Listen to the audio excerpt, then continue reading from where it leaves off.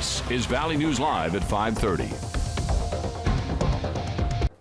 Drug overdoses are on the rise in Fargo, up over 300% compared to this time last year. Fargo police say just within the first few weeks of 2021, the department has responded to 9 overdoses, and 2 of those were fatal. Our goal and our mission as a narcotics unit is to try to identify the people that are supplying those drugs that lead to overdoses. Basically, taking advantage of people that are suffering from addiction and holding those people accountable. Christensen says most overdose cases involve mixtures of fentanyl, heroin, and meth, and says some of the cases they're currently investigating have ties to California. He says more often than not, the ones supplying the deadly drugs in the metro are not local. A big-time opioid dealer is now sentenced to 10 years in federal prison for narcotics and firearms charges. Officials say Jorge Pitts of Detroit, Michigan, is sentenced to 10 years in federal prison. He was found guilty of possession with intent to distribute oxycodone and possession of a firearm by a felon. Back in January 2018, Pitts was stopped in Newtown, North Dakota. Police searched his car, finding over 1,600 oxycodone pills and a loaded gun. Pitts admitted to bringing thousands of pills from Michigan to the Fort Berthold Reservation. Something tells me we should be grateful for highs in the upper teens and 20 because some of the days ahead look even colder. Let's find out how this evening looks. Hey, Nathan. Yeah, Andrea, you're exactly right. Definitely some colder air on the menu as we move into the weekend and next week. But tonight and today really wasn't too bad, even with the clouds and some snow showers hanging around. Warmed up into those teens and 20s. 25 that high temperature today in Jamestown, 20 that high temperature in Fargo, 22 in Grand Forks, 13 degrees at high temperature in Badette. So, of course, coolest off toward the north in Minnesota. Satellite and radar does show some flakes and flurries right now moving through, say, the Northern Valley right along Highway 2 in toward Grand Forks, Larimore, heading toward the Reynolds area, eventually toward Mayville. So this is where we're seeing the most organized of this snowfall activity. But really anywhere under the clouds we see here, we could be seeing some flakes and flurries here or there, but not expecting too much of consequence from these light snow showers we see wafting through this evening. There's those current temperatures. So we haven't really fallen too far from where we were earlier this afternoon, thanks to those clouds. A bit of a southerly wind are keeping our temperatures fairly stable from where they were earlier today. 20 still in Fargo, still 21 in Grand Forks, and still 25 in Jamestown for the rest of this evening in Fargo. Andrea, expecting temperatures to cool into those teens, but it's not till tomorrow. We could see some snow showers for quite a few of us. Of course, we'll break that down coming up here in a couple minutes. All right, thanks, Nathan. A man is in jail after running from police in West Fargo. It happened yesterday afternoon around 3:30. West Fargo police officers were investigating a harassment call in the 3400 block of 5th Street West. The victim told officers that their neighbor, 21-year-old Quentin Bates, threw something at their apartment door and threatened them. Officers tried to talk to Bates, but he tried to run away. He was arrested and now faces multiple charges. A Minnesota judge says he will not reconsider his decision to hold a March trial for the former Minneapolis police officer who held his knee to George Floyd's neck as the black man said he could not breathe. Hennepin County Judge Peter Cahill says Derek Chauvin will stand trial March 8th as scheduled and will be tried separately from the 3 other former officers who are charged in Floyd's death. Earlier this week, prosecutors asked the judge to reconsider, citing COVID-19 concerns as a primary factor. Chauvin is charged with murder and manslaughter, and the other 3 officers are charged with aiding and abetting. Lawmakers are voicing concerns over the treatment of National Guard troops who answered the call to help protect Washington, D.C. this week. After spending days in the cold securing the U.S. Capitol after the deadly siege 2 weeks ago, Guard members were forced to vacate the Capitol building and relocate to a nearby parking garage to rest during their shifts. Yesterday afternoon, Capitol Police asked the National Guard to relocate soldiers who were using hallways to rest during their shifts because of increased foot traffic now that Congress is back in session. About 3,500 guardsmen moved to a garage with heat and restrooms, but some weren't happy because there are limited bathrooms, cell phone and internet service, and power outlets. The decision drew swift condemnation from lawmakers, many calling the move outrageous and offering their own offices for Guard members to rest in. Today, President Biden turns his attention to Americans at the lower rungs of the economy who have paid a terrible price during the pandemic. Biden is signing executive orders to expand food stamps and raise the minimum wage for federal workers, even as his administration prods Congress to pass a $1.9 trillion COVID relief bill. Alice Barr has details from Capitol Hill. Today, turning his attention to the pandemic's devastating economic toll. Families are going hungry. People are at risk of being evicted. Job losses are mounting again. We need to act.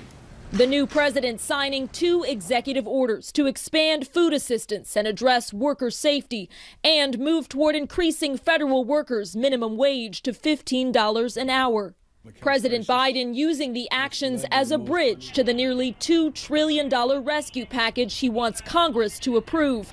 That price tag, a bridge too far for many Republicans. I don't think his bill's going to make it, but we need to do something. Hopes for bipartisanship face a looming hurdle.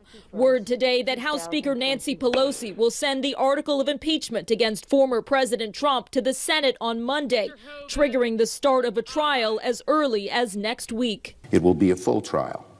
It will be a fair trial. The Senate's top Republican accusing House Democrats of rushing the process. The sequel cannot be an insufficient Senate process that denies former President Trump his due process. The Biden administration hoping its urgent agenda won't be bogged down by the constitutional showdown. In Washington, Alice Barr, NBC News. In one act of bipartisanship, the Senate voted 93-2 today to confirm the country's first Black Secretary of Defense, retired 4-star Army General Lloyd Austin. Despite his best efforts, President Biden's plan for economic relief is already getting pushback from some in Washington. Moderate Republicans have indicated that the plan is too much. Even experienced journalists who cover the White House expect changes to the proposal.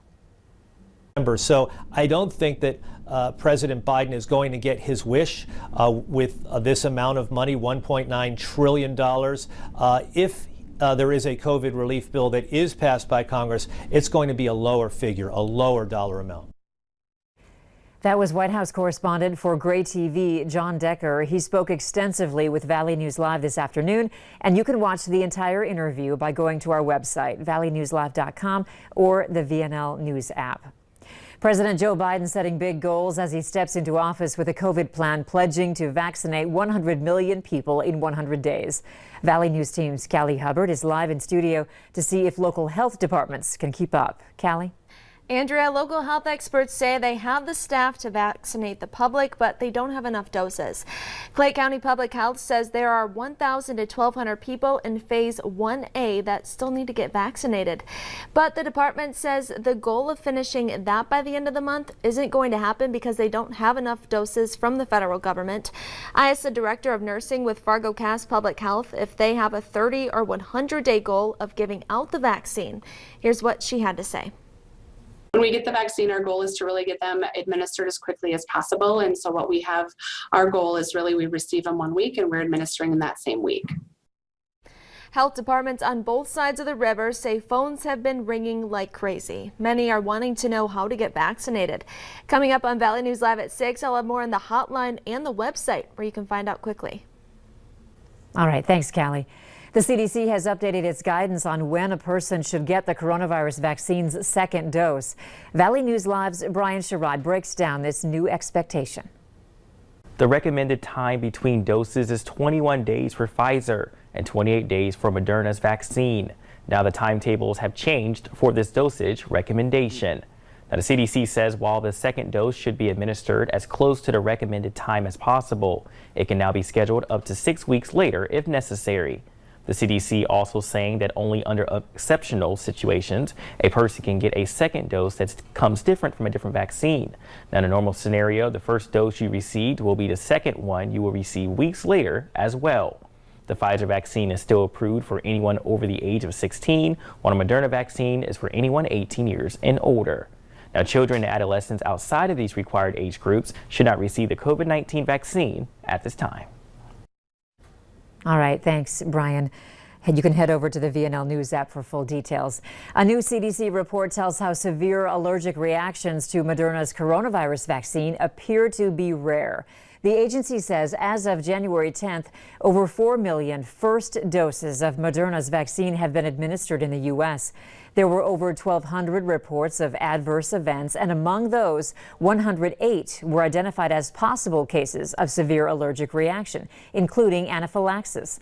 However, the CDC says only 10 were determined to be anaphylaxis, which is an estimated rate of 2.5 cases per million. All but one of the reactions occurred within 15 minutes of vaccination. Talk about lotto fever as the Mega Millions jackpot closes in on $1 billion. The jackpot for tonight's Mega Millions drawing is $970 million. That is the third largest jackpot in U.S. history. Now, if there's a winner, the lump sum cash option is $716.3 million before taxes. The Mega Millions jackpot has been climbing since mid-September. That's 37 weeks of no one matching all 6 numbers in the twice-weekly drawings, marking the longest stretch ever with no winner, according to lottery officials. The largest jackpot in history was a $1.59 billion Powerball prize in 2016, which was split 3 ways. Hank Aaron, Baseball Hall of Famer and one-time home run king, has died. According to the MLB network, Aaron was 86 years old. He spent most of his baseball career playing for the Braves in Milwaukee and Atlanta, finishing his career with 755 home runs. Hammerin' Hank broke Babe Ruth's home run record in 1974. He was elected to the Baseball Hall of Fame in 1982. Aaron was born in Mobile, Alabama, where the former minor league ballpark is named after him. Coming up, find out why Ford is now recalling up to 3 million vehicles. In the almanac for today in Fargo shows 20 degrees net high temperature, 2 degrees above average for this time of year. And of course, shy of that record set back in 1942 of 51 degrees. In Grand Forks, this is actually incorrect. It should say 22 degrees for that high temperature, which is about 6 degrees above average for this time of year. But of course, we'll talk about that chance of some Saturday snowfall next.